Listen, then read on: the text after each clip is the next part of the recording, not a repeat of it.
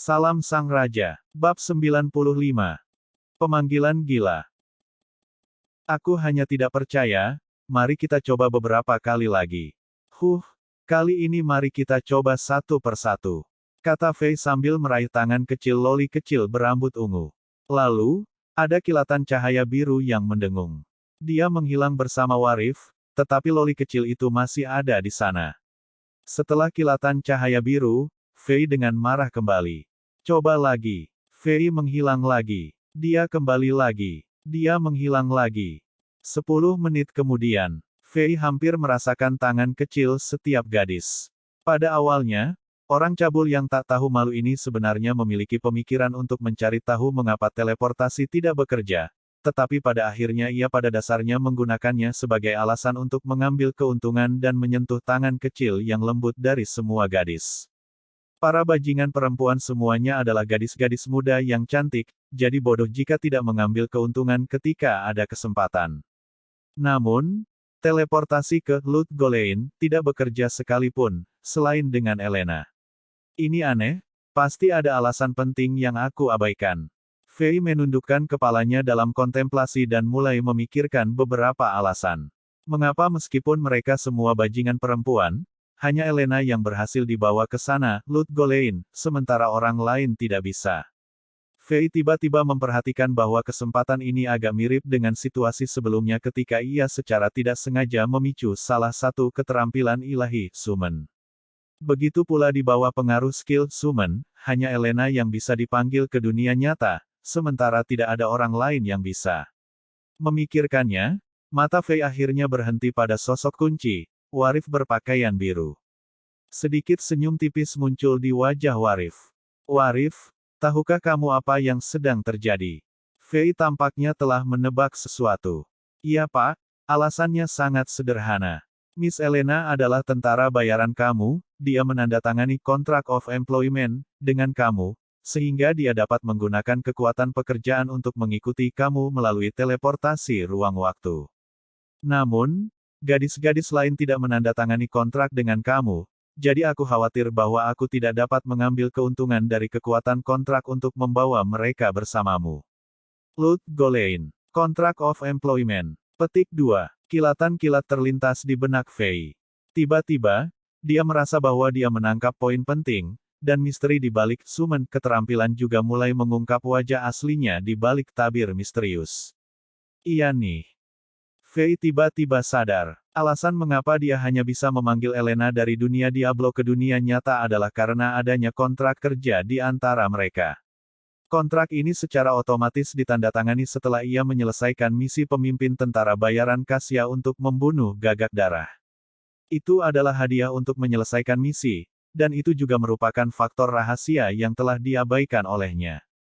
Jika dia bisa menandatangani kontrak semacam ini dengan orang lain di Rock Enchantment, apakah itu berarti dia juga bisa memanggil orang lain ke dunia nyata?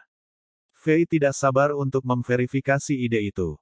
Dia mengucapkan selamat tinggal pada Warif dan para bajingan yang enggan, melewati beberapa tenda, dan kemudian di sudut tenggara tenda yang rusak, dia menemukan Bibi Biarawati Angkara yang sedang membuat ramuan.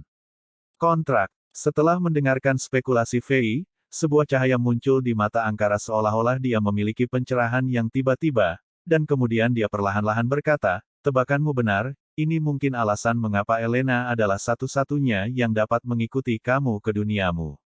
Lalu bisakah aku menandatangani employment contract dengan orang lain? Itulah pertanyaan yang paling diperhatikan Fei. Aku khawatir kamu tidak bisa. Angkara menggelengkan kepalanya. Apa? Itu, mengapa? Fei menjadi sangat tidak sabar. Di benua nakal, itu employment contract adalah jenis yang paling istimewa di antara semua jenis-jenis kontrak, dan memiliki fitur tunggal dan eksklusif.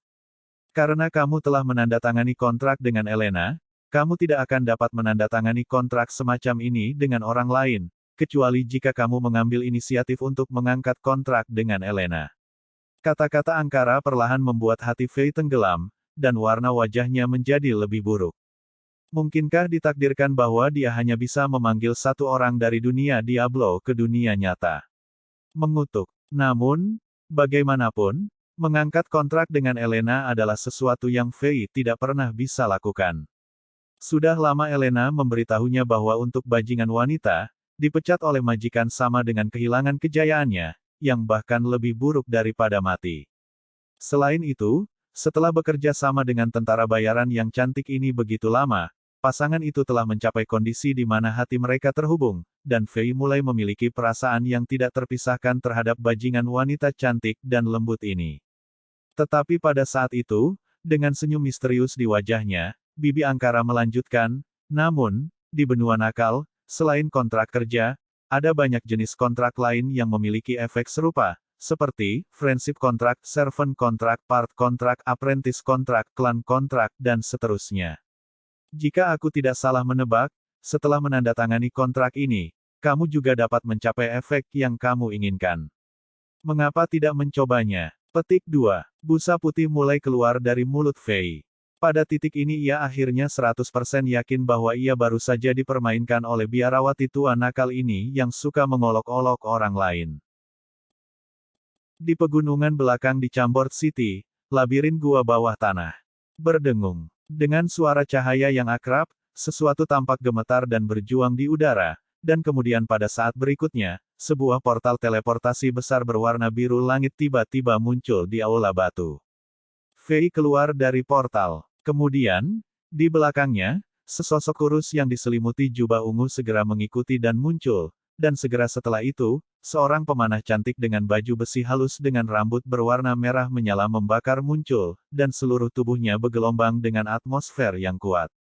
Keduanya adalah Bibi Biarawati Angkara dan Elena. Ah, betapa segar udara ini, betapa murni energi alami ini.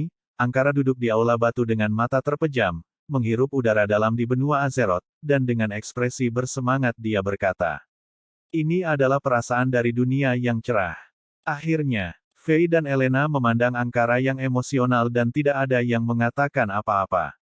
Sebagai Rock Enchantment, pemimpin spiritual, Nun Angkara jarang kehilangan ketenangannya.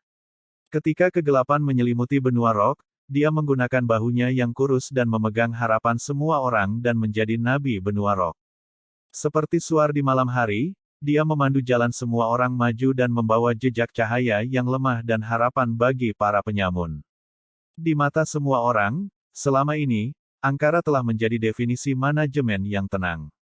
Tapi hari ini, akhirnya bisa merasakan energi dunia murni di aula batu ini yang mirip dengan energi benua nakal sebelum diserang oleh kegelapan membuat pemimpin sedikit emosional.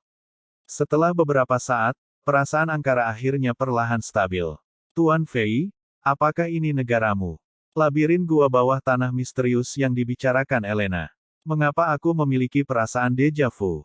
Angkara merasakan energi di sekitarnya dan bertanya dengan bingung. Pertama-tama aku akan mengirim seseorang untuk membawamu tur. Di luar gua ini adalah kota yang sangat indah, aku pikir kamu pasti akan jatuh cinta dengan dunia ini. Fei tersenyum dan berkata, adapun perasaan aneh, Elena dan aku juga pernah memilikinya sebelumnya, tetapi sayangnya kami tidak dapat menemukan alasannya.